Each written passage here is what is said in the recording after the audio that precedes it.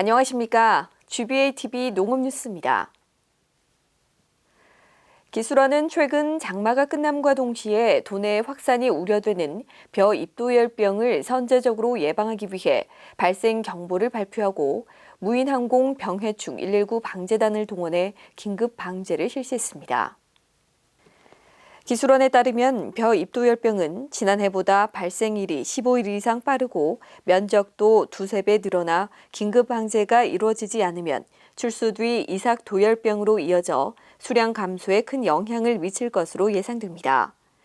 도열병은 병원성 곰팡이에 의해 발병하는 식물병으로 저온 다습한 환경에서 발생합니다. 기술원은 낮은 기온과 많은 강수량으로 인해 큰 농작물 피해를 입었던 지난 2003년 7월과 매우 유사한 상황이라며 병해충 발생이 심한 지역을 중심으로 14억 원의 긴급 방제비를 시군에 지원합니다. 또 기술원에서 운영하는 병해충 무인항공 119 방재단과 청년농업인 드론 병해충 연합방재단을 활용해 적기에 병해충을 방제할 수 있도록 최선을 다할 계획입니다. 경상북도 4.17연합회는 지난 4일과 5일 영덕군 일원에서 신임 임원 간의 정보 교류와 역량 강화의 시간을 가졌습니다.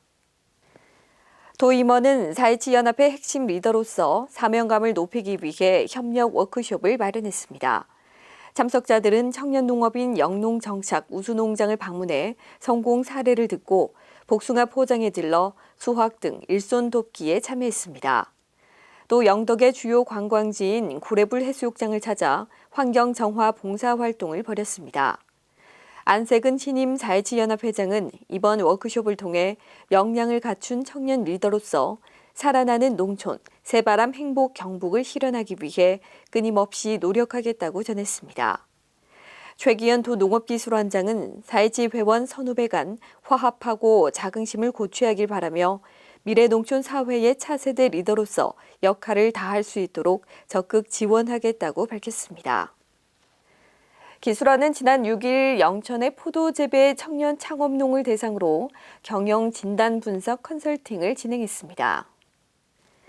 이날 컨설팅에는 농촌진흥청 담당자와 도원, 시군 담당자, 강소농 전문가가 자리한 가운데 청년 창업농 경영 진단 분석 사업 현황을 점검하고 문제점을 논의했습니다. 또 농가 컨설팅 관리 카드 작성 등 코칭 방법에 대한 실습 지원을 하고 어려움을 청취했습니다. 경영이나 재무제표나 뭐 이런 좀 회계 관리하는 걸 정확하게 할 줄 몰라서 그리고 이제 앞으로 장기적으로 농업 어떻게 내가 꾸려나가겠다 이거를 조금 구체화해보고 싶어서 컨설팅 신청하게 된 것 같아요. 농업인이 이제 자기가 고민하고 있는 분야에 대해서 좀 안정성이 될 수 있게 지속적으로 뭐 3, 4년이면 3, 4년 이렇게 좀 꾸준히 관리해 주셨으면 좋을 것 같습니다. 특히 경영관리 역량 진단과 표준 진단 결과를 토대로 농업 정보, 서비스 관리, 위험 관리 등 경영 개선 해결 방안을 논의했습니다.